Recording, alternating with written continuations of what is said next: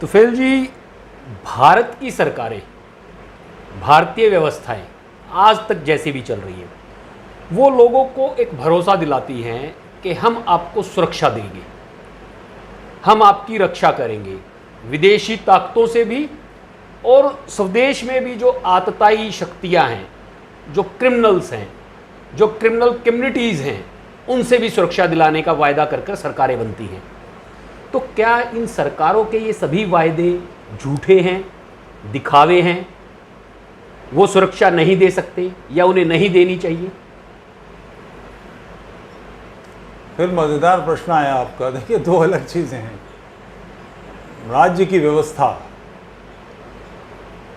विदेशी आक्रमण से हमारी व्यवस्था सुरक्षा कर सके, इसके लिए सन्नद्ध होती है और आसपास के राज्यों से और जो देश हैं उनसे लड़ सके, इसकी व्यवस्था होती है। मगर उसका भी आधार हम ही हैं। मेरे पिता, मेरे जन्म से पहले की बात है, वो बताते थे, हमारी ज़मींदारी का गांव था, वहाँ का एक चौकीदार और पुलिस वाला आया और उसने कहा कि गन्ने के खेत में डकैतों को घेर लिया गया है, मगर हमारे पास फोर्स कम है, वो निकल के भाग जाएंगे अंधेरा होने में, तो घंटा 2 घंटा होगा। तो उन्होंने पूछा कि हमसे क्या चाहते हैं? बोले आप अपनी राइफल या 12 बोर की गन्स ले लीजिए, तो 3-4 लोग, और एक मेड़ पे बैठ जाइए जहाँ से खेत की 2 भुजाएं मिलती हों, कभी इधर फायर कर दिया, कभी उधर फायर कर दिया। नतीजे में डकैत ये समझेंगे कि वहाँ फोर्स है, बाकी हम कॉम्बिंग कर लेंगे। पुलिस, सेना, जितने भी फोर्सेस हैं, ये आती कहाँ से हैं? समाज से ही तो आती हैं, और उनकी एक सीमा है। पाकिस्तान से युद्ध होगा, भारत निपट लेगा, चीन से युद्ध होगा, भारत निपट लेगा। मगर भारत जिन लोगों से लड़ने की बात कर रहा है या जिनसे निपटना है, वो कुल मिलाकर, जैसे पाकिस्तान की आबादी 20 करोड़ से ऊपर है, उसके आसपास कुछ कम ज़्यादा होगी। सेना कितनी है? 8 लाख 9 लाख। तो बेसिकली हमने 8-9 लाख लोगों से निपटना है, 20 करोड़ से नहीं निपटना। आप बात कर रहे हैं गृह युद्ध की। आंतरिक व्यवस्थाएं, जो समाज ऐसा है जिसका चिंतन देश के पक्ष में नहीं है और जो इस मानसिकता से आया है कि भारत के सिस्टम को ध्वस्त करके उसने दारुल इस्लाम क्रिएट करना है, उससे लड़ने की व्यवस्था राज्य कहाँ से कर लेगा? तो राज्य, समाज का काम है, राष्ट्र का काम है। क्योंकि 20 करोड़ से निपटने का काम 100 करोड़ तो कर सकते हैं, 20 लाख कैसे करेंगे? राज्य कभी ये नहीं कहता कि आपकी ये सारी व्यवस्था करेगा, और कोई भी नहीं कर सकता। आपकी जानकारी होगी, कुछ लोगों को मालूम होगा, लेबनान ईसाई राष्ट्र था, सीरिया ईसाई राष्ट्र था। धीरे धीरे कम करते गए, बढ़ते गए, दबाते गए, अंततोगत्वा परिणाम ये हुआ पूरी तरह से। लेबनान में क्रिश्चियन मिलिशिया भी है, ऐसा नहीं है कि वो उन्होंने हथियार छोड़ दिए, मगर वो इतने बड़े पैमाने पर दबा लिए गए कि अब लेबनान लगभग मुस्लिम राष्ट्र है। पाकिस्तान में भी तो यही हुआ था। 300 वर्ष पहले वहाँ कौन से मुसलमान थे? हम ही तो थे। धीरे धीरे हमारी संख्या कम हुई, राजनीतिक रूप से वो सबल हो गए, और उसके बाद उन्होंने निकाल बाहर करा हमें। समाज को जो करनी है वो राज्य नहीं कर सकता, राष्ट्र के काम राष्ट्र को ही करने होंगे। जैसे इस्लाम, वो किसी चक्कर में नहीं पड़ता कि उसको चंदा चाहिए, वो फलाना काम चाहिए, उसका धंधा चलता रहे, वो उसमें से पैसे निकाल के व्यवस्था कर लेगा। अपने समाज की चिंता वो स्वयं करते हैं। उन्हें मालूम है कि उन्हें सिस्टम में दाखिल होने से कुछ ज़्यादा कुछ नहीं मिलने वाला। ऐसा नहीं कि नहीं मिलता है, वो ये मानते हैं और ये क्लेम करते हैं और इसी तरह से व्यवहार करते हैं कि उन्हें राज्य पर आश्रित नहीं होना है। किसी मस्जिद के लिए वो अथॉरिटी के पास नहीं जाएंगे कि हमको सस्ते दामों में ज़मीन दे दो, वो नहीं पड़ते चक्कर में, खरीदेंगे जैसे भी होगा। तो राज्य की व्यवस्थाएं, उसकी एक सीमा होती है। राष्ट्र असीमित शक्तियों से संपन्न है, बशर्ते राष्ट्र कार्य करे। राष्ट्र का कार्य राष्ट्र को ही करना है, हमारा काम हम ही करेंगे। राज्य का काम भिन्न है। राज्य ऐसे कोई न तो ये कहता है ये, और राज्य हमारे बूते तो है। ये राष्ट्र मूलतः हिंदू बहुल है। मुझे किसी एक दल, कांग्रेस, इवन भाजपा और उससे पहले जनसंघ, किसी के इलेक्शन मैनिफेस्टो में दिखा तो दें जिसमें कहीं ये कहा गया कि वो हिंदुओं के हित का कोई काम करेंगे। एक कहीं कोई वाक्य दिखा दे। 1952 से जनसंघ चल रही है, कोई एक बता दे। बल्कि हिंदू के नाते चुनाव न लड़ा जा सके इसकी व्यवस्था कर दी गई, धर्म के नाते चुनाव लड़ाया जा सके ये और व्यवस्था कर दी। तो समाज के काम समाज ही करेगा। ये जो व्यवस्थाएं हैं, जो प्रशासनिक व्यवस्थाएं हैं चल रही हैं, अलग है। हिंदू को आज तक कुछ नहीं दे पाई है, भविष्य की भी योजनाएं नगण्य नजर आती हैं। लेकिन क्या समाज के कुछ लोग ऐसी किसी व्यवस्था को बनाने के लिए सोच रहे हैं?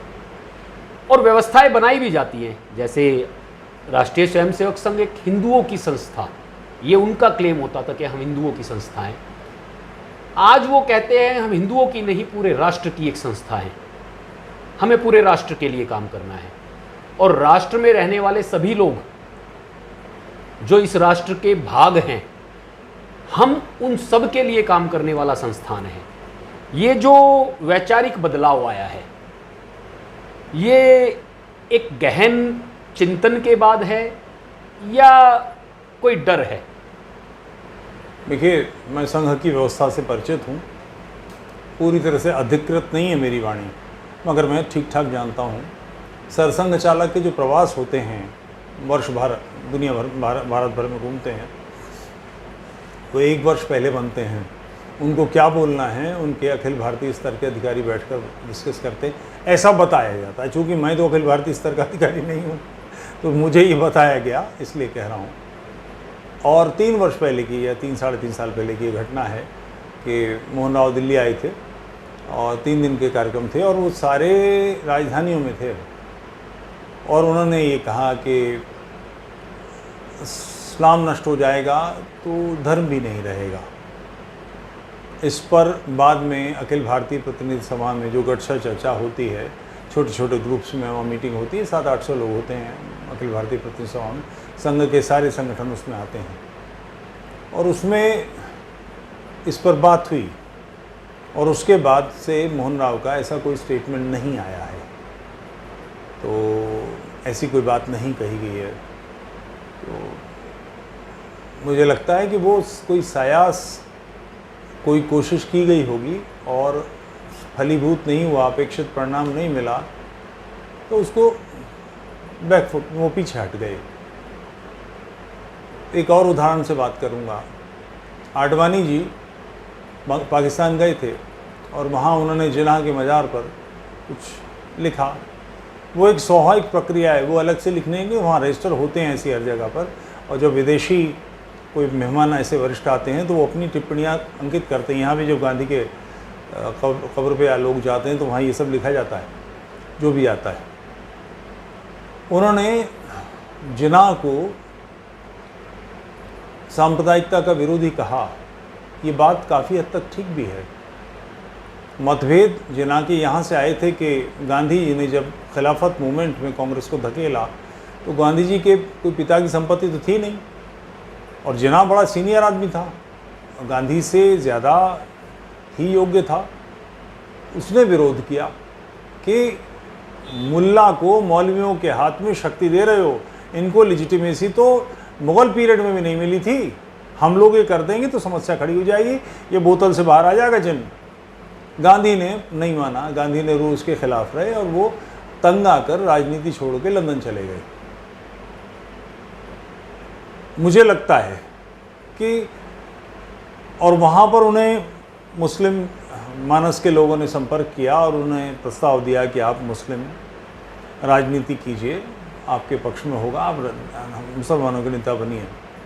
यानी और जिन्ना इससे पलट गए और उसके बाद उन्होंने इस्लामी राजनीति की।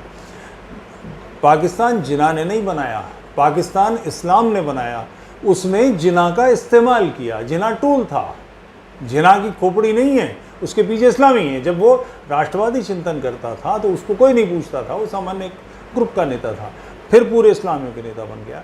तो मुझे लगता है कि आडवाणी जी की मानसिकता ये रही होगी, ये साबित करें कि पाकिस्तान बनने के पीछे जो मानसिकता बनी जिन्ना की, उसके लिए जिम्मेदार गांधी थे। ऐसा कुछ शायद मुझे लगता है होगा, मगर उनके गले पड़ गई बात तो उन्हें पीछे हटना पड़ा और उनके राजनीतिक अवसान का कारण बन गया वो ऐसा कदावर नेता और धराशायी होता चला गया। तो वो स्थिति इन अधिकारियों की भी है कि उन्होंने अभी संघ, हमने तो शपथ ली, जब हमने ओटीसी की संघ की शपथ लेते हैं उसमें शपथ ली है, हिंदुओं का संगठन है, हम हिंदू का काम करेंगे,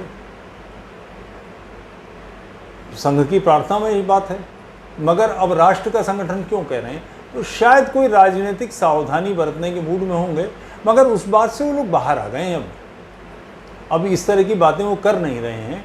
और एक बात आपको समझनी चाहिए कि समाज में बदलाव के हिसाब से संगठन में भी बदलाव होता है, उसकी मानसिक बनते हैं। जब हम स्वयंसेवक बने थे शुरू में, यानी आज से 50 साल पहले की बात, प्रचारकों का भोजन कार्यकर्ताओं के घर पर होता था।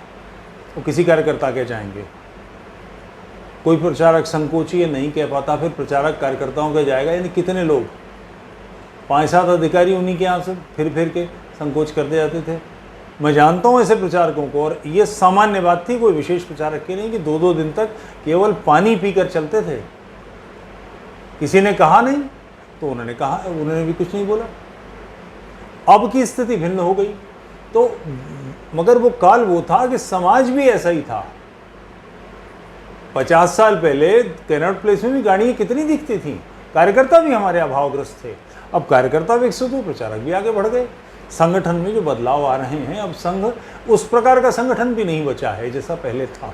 जो एक आक्रामक हिंदू चेहरा था, उसकी जगह अब सेवाभावी, क्योंकि आप आजकल बहुत देखते हैं कि संघ कार्यकर्ता वहाँ गए, वहाँ उन्होंने बाढ़ में मदद की, वहाँ फलानी जगह ये काम किया। संघ के काम ये नहीं थे। 50 साल पहले संघ इस तरह के काम कभी कभार करता था, उसका फोकस हिंदू पौरुष विकसित करने में था।